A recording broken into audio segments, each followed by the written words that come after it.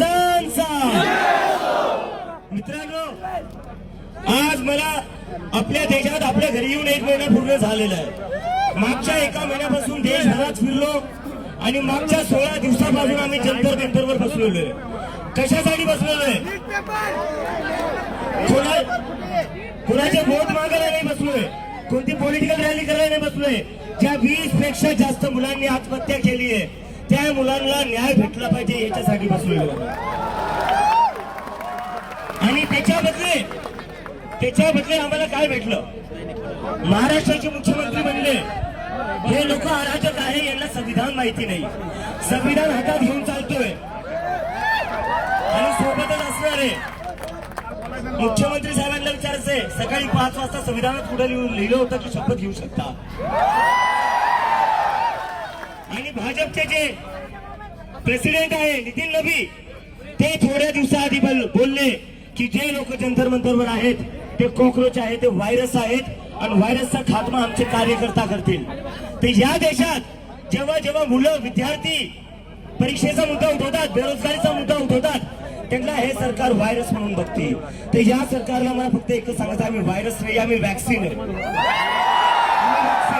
आम्ही व्हायरस नाहीये, व्हायरस तुम्ही लोक आहे ज्यांनी पूर्ण कीड लावून ठेवली या देशाच्या एज्युकेशन सिस्टमला। धर्मेंद्र प्रधान ते थोड्या दिवसाआधी बोलले जे लोक जंतर मंतरवर बसलेले ते दहशतगर्द्यां, ते आतंकवाद्यांची बी टीम आहे। धर्मेंद्र प्रधानला मला म्हणायचंय आमच्यामुळं पेपर फुटी नाही झाली आहे, आमच्यामुळं कोणी जीव नाही दिलेला आहे, तुमच्यामुळं 20 पेक्षा जास्त मुलांनी जीव दिलेला आहे। तर जर आतंकवादी कोणी आहे तर धर्मेंद्र प्रधान आहे। तुमच्यामुळे लोकांचे जीव गेलेले आहेत। आणि मी आज सकाळी दिल्लीवर आलोय, आता लगेच हा कार्यक्रम झाला की मी दिल्लीला वापस चाललोय, कारण की हे आमचं जे दिल्लीतलं आंदोलन आहे ते धर्मेंद्र प्रधानचा राजीनामा झाल्याशिवाय आम्ही वापस घेणार नाही। आणि हे फक्त नीटसाठीच नाहीये, गैरसमज करून घेऊ नका। फक्त नीटसाठी नाही, नीटच्या मुलांची आत्महत्या झालेल्या आहे त्यामुळे आम्ही त्यांचा आवाज उठवतोय। पण देशाची सगळी शिक्षण व्यवस्था एकंदरीत कोलांडली आहे, आपली पूर्ण कोलॅप्स झालेली आहे, ती सुधारवण्याची सुरुवात आहे। आणि सोनम वांगचुक सरांचा मी एक मेसेज घेऊन आलोय। सरांना काल मी सांगितलं होतं, काल मी माझ्या घरी चाललोय, छत्रपती संभाजीनगरला चाललोय, तर सर म्हणलेले चाललाय तर अजून लोकांना घेऊन या। तो कोण कोण येणार आहे इथून? कोण जंतर मंतरला येणार आहे, दिल्लीला येणार आहे?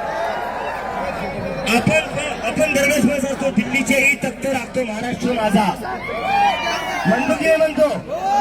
तर आता वेळ आलेली आहे, जंतर मंतरवर या देशाचा युवा, या देशाचा विद्यार्थी एकत्र येत आहे। तर आपल्या सगळ्यांची जबाबदारी आहे जंतर मंतरला यायचंय आणि आंदोलनाला अजून मजबूती द्यायची आहे। महाराष्ट्राच्या मुलांशिवाय आणि छत्रपती संभाजीनगर शिवाय हे आंदोलन पुढे जाणार नाही।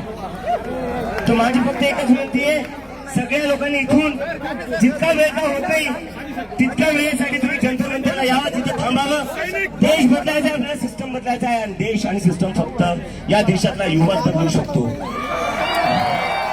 आणि आता थोडा वेळ आधी मला 1-2 दिवसापासून थोडा वेळ घेतो सर, 1 मिनिट फक्त। मागच्या काही दिवसांपासून मला एक प्रश्न सारखा विचारला जातोय की तुम्ही 16 दिवसापासून जंतर मंतरवर बसलेले एवढ्या उन्हात, सोनम वांगचुक 9 दिवसापासून उपाशी आहे, सरकार तरी ऐकायला तयार नाहीये, प्रधानमंत्री तरी ऐकायला तयार नाही, तर तुम्ही काय, यावर तुमचं काय म्हणणं आहे? तर माझ्या मनात प्रश्न येतो, जर देशाचे प्रधानमंत्री आपलं नाही ऐकणार तर कोणाचं ऐकणार? डोनाल्ड ट्रम्पचं ऐकणार का? डोनाल्ड ट्रम्प म्हणतो रशियाचं तेल घेऊ नका, प्रधानमंत्री तयार होऊन जातात। डोनाल्ड ट्रम्प म्हणतो टॅरिफ शून्य करून टाका, प्रधानमंत्री तयार होऊन जातात। अरे आम्ही काय मागतोय? आम्ही फक्त धर्मेंद्र प्रधानचा राजीनामा मागतोय। जर तुम्ही रशिया युक्रेनचं युद्ध थांबवू शकतात तर पेपर फुटी काय थांबवू शकत तुम्ही? जर तुम्ही रशिया युक्रेनचं युद्ध थांबवू शकतात तर धर्मेंद्र प्रधानसारख्या छोट्या मंत्र्याचा राजीनामा का नाही घेऊ शकत तुम्ही? तर हे बोलून मी माझं बोलणं संपवतो आणि परत एकदा सांगा, कोण कोण जंतर मंतरला येणार आहे? नक्की आले पाहिजे मित्रांनो। छत्रपती संभाजीनगरचा मी आहे, जर तुम्ही इथून सोबत नाही आले तर आपल्या इज्जतीचा प्रश्न आहे आता। तर येसाल ना नक्की? आणि इथे जेवढे टीचर्स आहे, शिक्षक आहे, रोहित सर आहे, मी यांना इन्व्हाइट करतो, एकदा प्लीज तुम्ही सगळे जंतर मंतरला या आणि एकदा विद्यार्थ्यांसोबत उभा राहा। आणि मला खात्री आहे जेवढे इथं शिक्षक आहे, नेते आहेत, ते सगळे जंतर मंतरला नक्की येतील, कारण की विद्यार्थ्यांसोबत सगळ्यांनाच उभा राहिलं पाहिजे. आणि पेपर कुठलाही असो तो ऑफलाईनच झाला पाहिजे, ऑफलाईनच झाला पाहिजे. जर पेपर ऑफलाईन नाही झाला तर सरकारनं ऑफलाईन करून टाकू. शिंदे